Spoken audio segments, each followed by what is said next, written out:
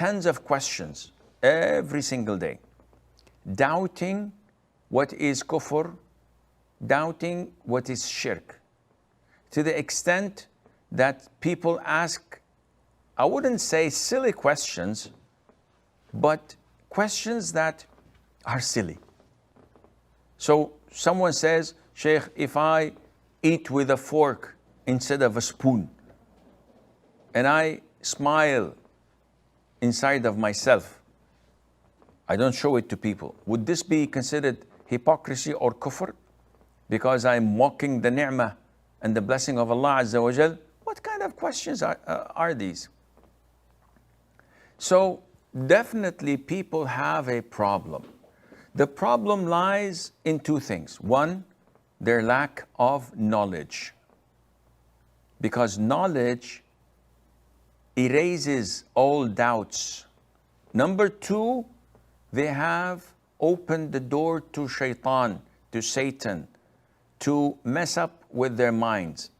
So he is making them too careful to the extent that they go to extremes.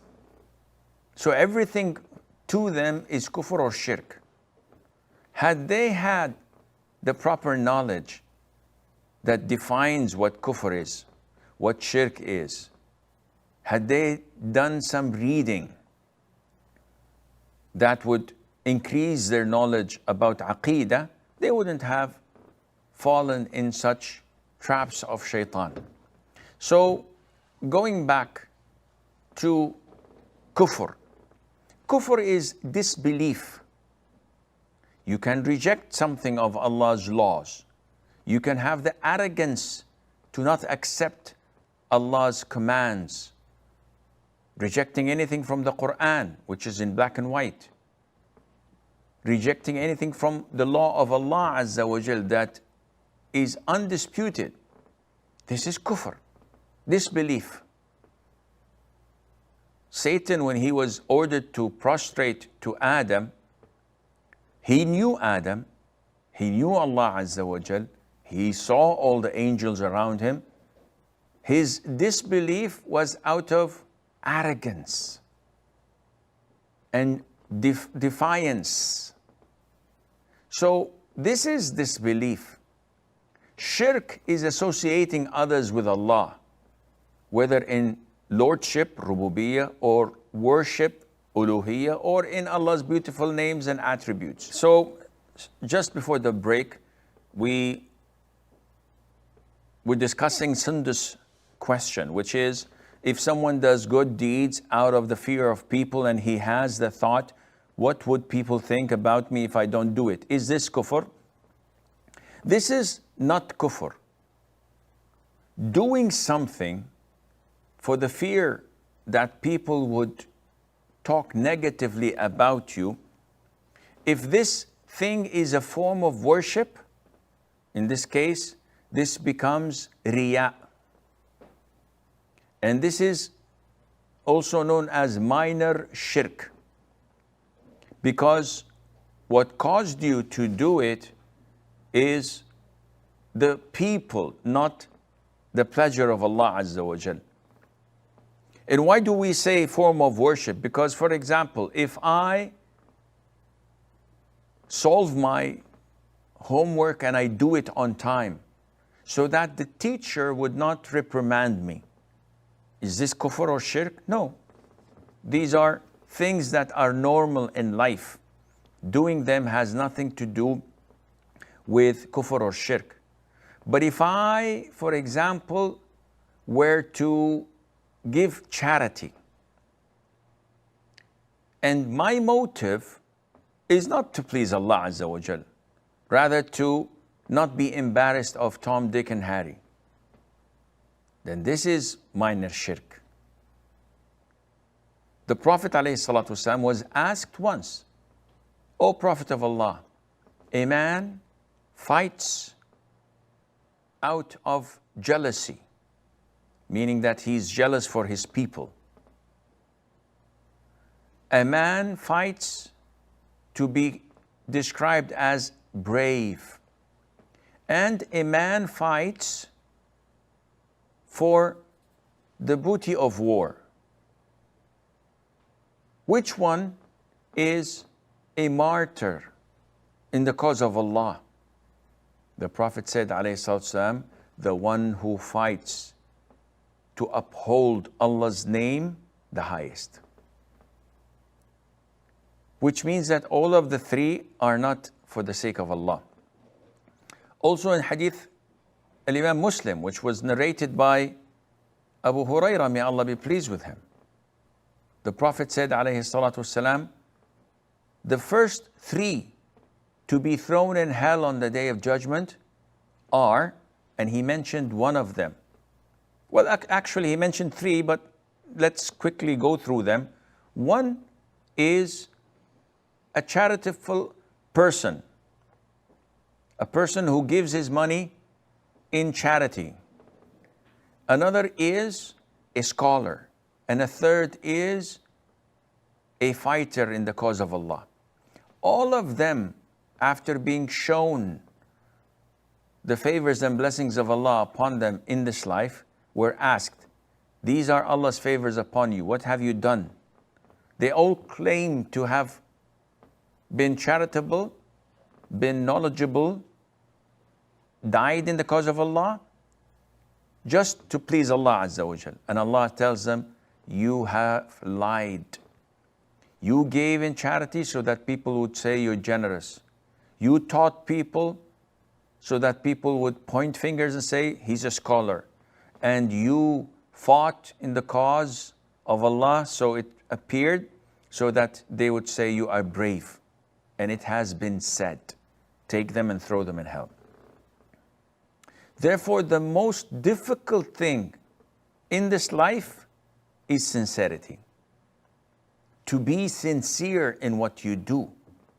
It's extremely difficult. And nowadays,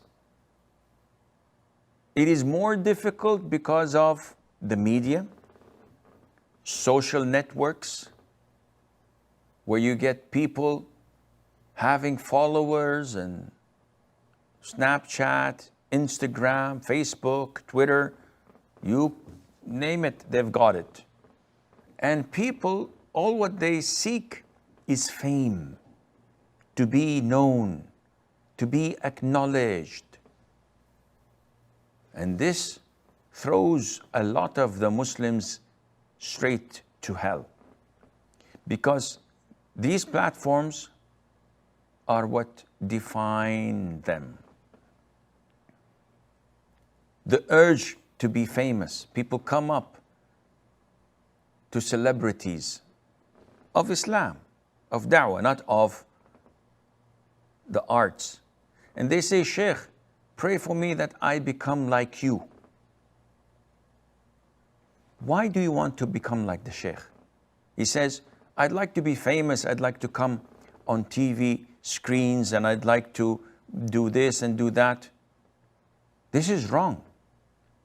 Your intention should be to please Allah Azza wa Jal. If pleasing Allah behind the scenes, if pleasing Allah Azza wa Jal behind the curtains, no one knows you, this is the best. But if you must be exposed due to the nature of your work, such as an imam or a scholar, in this case, we have no control on this, and we pray to Allah that He make our hearts steadfast on Islam. Imam al-Shafi'i, may Allah have mercy on his soul, said, I wished that the whole of this population, every single person, I wish they would benefit from my books without attributing any of it to me. Subhanallah. He means that he does not want to be famous. He does not want to be known. But he wishes that people would benefit from his books and from the knowledge he gave to the people. We are quite the opposite. We would like to be known. We would like to be famous. Whether people benefit from our knowledge or not, it's beside the point. And this is very dangerous. So Sundus, yes, it is quite wrong to do something out of the fear of the people. However, this may open the Pandora box. If you listen to these whispers and doubts, this is where Shaytaan utilizes these things to his advantage. Meaning, after what you have heard, most likely, whenever you want to do something, Shaytaan is going to question you. You're going to pray. Why are you going to pray? So that people would not say, Sundus does not pray. So what to do? This is minor shirk. It's best not to pray. Sit down. This is how he works. He knows what goes into your mind, and he manipulates you. And you should not do that. With proper knowledge, you can defeat him easily, as Allah mentioned his plotting in the Quran as weak. Verily, the plotting of Satan is weak. So you can easily defeat him. How? The Salaf used to always refresh their intention. So it was reported that two of them were walking once, two scholars, and they saw a funeral passing by. So one of them told the other, let's go and follow it. You know what great reward is in following a funeral, praying on it, and then burying it. Great, huge amount of reward. So the second scholar, the second person said, wait a second. And he paused for a second, and he said, let's go. So the first one said, what did you do? He said, I fixed my intention. Subhanallah. What does that mean? It means that when he told him, let's go and follow the funeral, his intention was, okay, let's go. Because his friend told him to do so. But when he wanted the true reward from Allah, he needed sincerity. So he said to his friend, wait for a second so that I can change my intention. Instead of following you, rather to follow the funeral and seek the reward from Allah. And this was done in a second. So whenever Shaytaan comes to you and says to you, oh, there's a person who needs money and he's begging or he's asking or he's sitting and we know that he needs money, and people say, let's give our friend some money so that he could buy food for his family tonight. And they give him money. I'd like to get some money from my pocket, and then Shaytaan comes to me, you're showing off. You're doing this so that they would not point fingers at you and say that you didn't pay. True, this is a possibility. But my course of action would define my future and how Shaytaan would be able to utilize this or not. So I would ask myself, is there a possibility that I'm doing this because of the fear of the people? The answer is yes, there is. So what to do? I could care less about the people. I'm going to give it, whether they are looking or without them knowing, I'm going to give the money for the sake of Allah Azza wa Jal. So I force myself to fix my intention. And by doing this, Shaytaan is in trouble. And this is why scholars say, when you start to pray, Shaytaan comes to you and says, you're prolonging your prayer, so people would comment and say, oh, mashallah, he is a good worshipper. What to do? Make it quick. Scholars say, whenever Shaytaan comes to you with such a thought, make him depressed and angry by saying, no, I'm going to prolong it longer than what I was intending in the beginning, just to make you eat your heart out. If you do this once or twice, Shaytaan will take his distance. He will keep his distance for a couple of weeks, maybe a couple of months, maybe a couple of years, until you put your guard down, and then he will attack again. This is how it goes, and it will continue until the day we die. We are in continuous struggle with our